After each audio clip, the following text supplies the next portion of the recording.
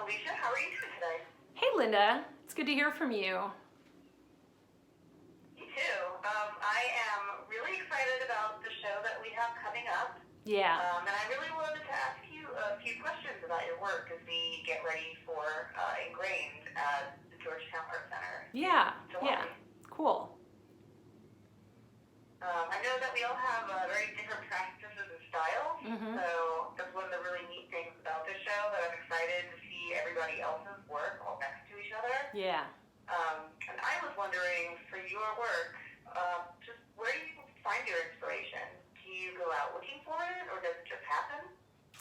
It's definitely a combination. I'm always just noticing the colors around me and shapes that I see and the way that light reflects, and sometimes I take little notes when I've seen something that really feels inspiring, but I also rely heavily on photography and taking photos in a very specific place, which was a section of the Greenbelt called the Violet Crown, and I was going down there and kind of documenting the colors and the nature at different times of day, and with the idea of watching how it progressed through the seasons.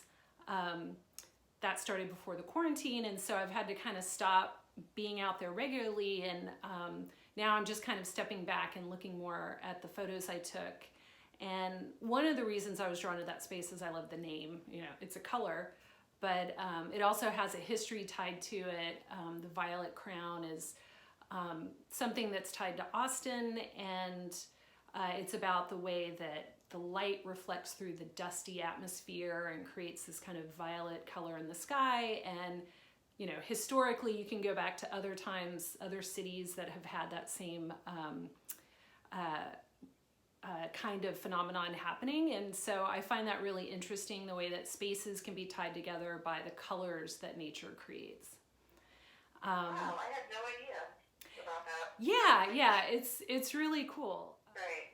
Well, that is really interesting. I was not aware of that aspect of your work. How do you decide what photographs to use once you now that you're looking through all of them? Right. Start a new piece. Yeah. Is there something specific that you look for in the photographs? Right. When I'm looking at the photos, I always have so many, and if it's for a specific project like this where I've documented a space, a lot of it is I'm at the point of I've got the shape and the size of the panel, and I'm really trying to think about what's the feeling that to me encompasses my experience of that space. And so a lot of it is just really my personal what I'm personally drawn to.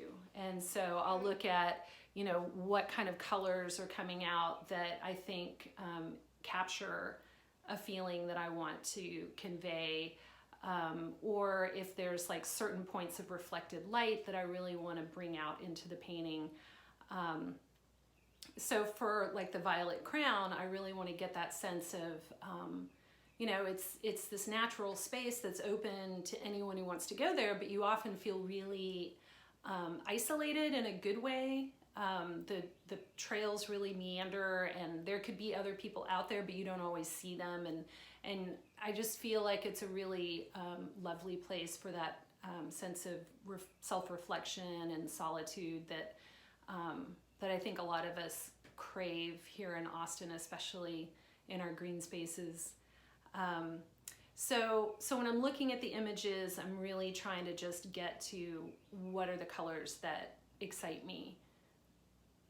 Yeah. Oh, that's really neat. I really enjoy those spaces too. I think that's why people move to Austin. Yeah. A lot of the time is because they have such great spaces. Well, how long does it take you to complete a painting? What's the painting process like? Can you walk us through the whole painting for you? Yeah. So, of course, there's always like differences in how long it takes, depending on what the project is. But, I can give the example of the paintings behind me that I'm working on for the show. So this is an interesting project for me because I usually will do like a single panel, and I look at things as, this whole.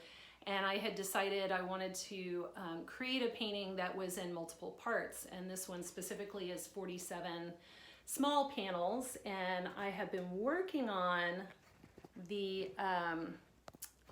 base color, and then I'm just now getting into putting the lines and the other part on top.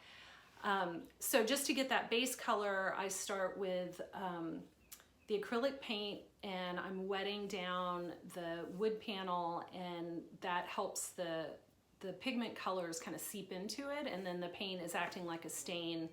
And so it takes me about 2 or 3 days, sometimes a week, to get the color I really want by doing multiple applications and really rubbing it in.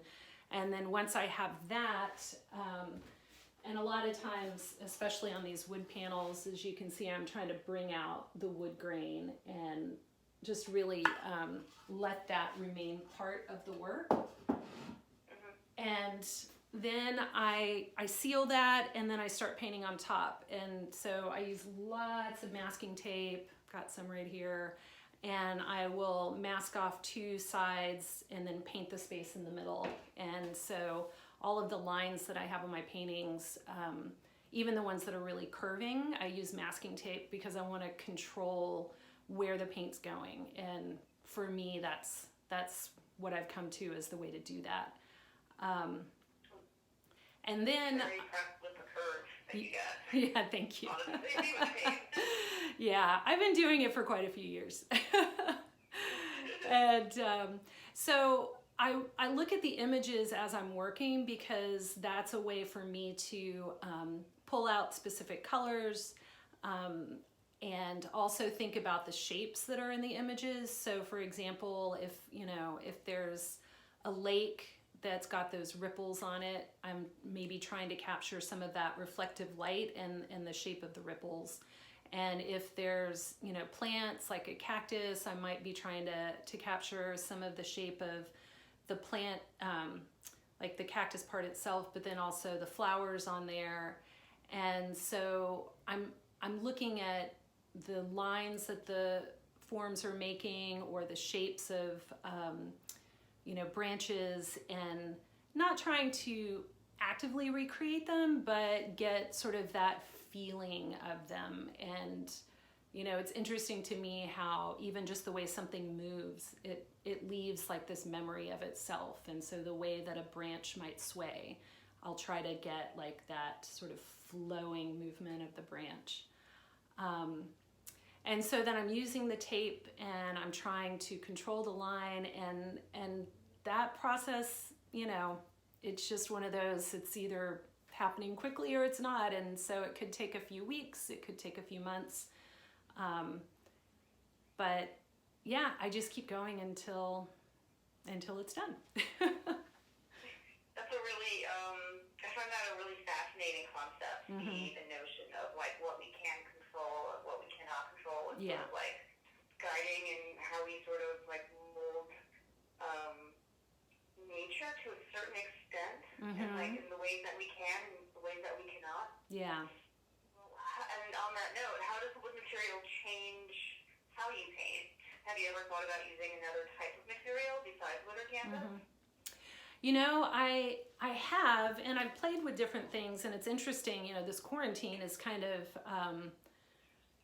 not forcing me, but giving me this headspace to think about other materials. So when I first started staying home, I didn't have the backyard studio space that I'm in right now in workable shape. It needed some repairs that we were getting done but weren't finished. So I had almost 4 weeks where I didn't really have a space to paint. So I started just working on paper. I pulled out a couple of these. And so I, again, was thinking about line and color, but using paper and pencils and rulers as just a way to kind of play around and still be creative. And I just recently finished a mask for a show where everybody made like art masks to represent what this time feels like for them. And while I used wood and paint, I also used felted wool and plaster, and that was interesting for me because I enjoyed it, but I also felt really uncomfortable in that I kind of don't know what I'm doing, and so it makes me want to go back to what I know. But it reminded me that that's a good thing to do as well, to really push my own creative practice by being in a place that I don't have all the answers yet. So I'm definitely interested in experimenting more. Thank you so much for taking the time to answer some questions that I had. Yeah. It's been really neat getting to know you and your work better. And really looking forward to the show with all of us in it. Yeah, me too. Yes. Well, thanks for calling, Linda. It's good to hear from you. Absolutely. Thanks a lot. You take care. All right. Bye.